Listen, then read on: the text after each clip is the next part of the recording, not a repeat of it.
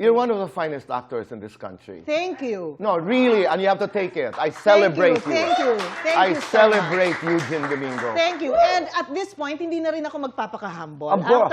After almost 30 years, yes, I can say I really have understood already, or I am still understanding this craft. And I know and I have accepted that because I love this craft, I know I have given most of my life and my passion in this craft. Tama. So I think it's just good to say that, yes, I want to be good in this and I know I'm good in this. Oh, totoo yun. Yeah. Mula teatro hanggang pelikula. Pero ito, may role ka bang tatanggihan? Meron. Ano? Ayoko ng role na parang walang, alam mo yung, walang sustansya. Okay. At saka walang mensahe. I mean, before my role, I'm really concerned about the message of the film. Right.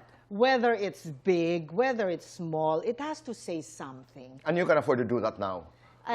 It comes to a point, it comes to a point when you're able to say, ito, ayoko. Ito, gusto ko. Iba't ibang estilo ng pag-arte. Alam ko, you did that in some of your films, no? May mga tao na they underact. May mga tao na may backstory. May mga tao who go to the set and then work on the script. May mga tao na instinct lamang. I've been watching a lot of interviews around the world. Itong mga process, di ba? Yung bilang actor. Yeah, preparation. Nasaan ka doon? Okay. My preparation as an actor is very simple. I read the script and it's gut feel. I read it as an audience. If I see the movie, how will I feel it? What is the connection with me? If the script is beautiful, naiyak ako, tumawa ako, pumalakpak ako, nagalingan ako, then I will be in this movie, whatever the role is. Hindi talaga ako maano eh. I want to be a part of a beautiful project. That's it. Bad habit do you avoid? Or if you were to give an advice to young actors, ano yung common, yung madalas, you fall into the trap of doing certain bad habits as an actor? Ano yung isa?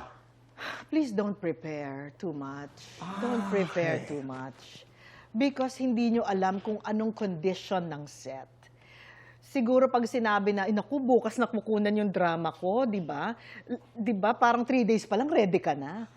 So, pagdating dun sa set, some things might happen. Maybe you're... Dapat bukas ka. Ubus na ubus ka na, wala ka nang maiiyak, hindi ba? Ganda. So, do not prepare because it depends on the condition of the set, it depends on your director, it depends on your actor. Prepare in such a way you know the script because the scene that you're going to shoot, but don't prepare your emotions. Allow yourself. Allow for the yourself moment. Yeah. for the moment. Tama. So that it's more interesting, it's more raw.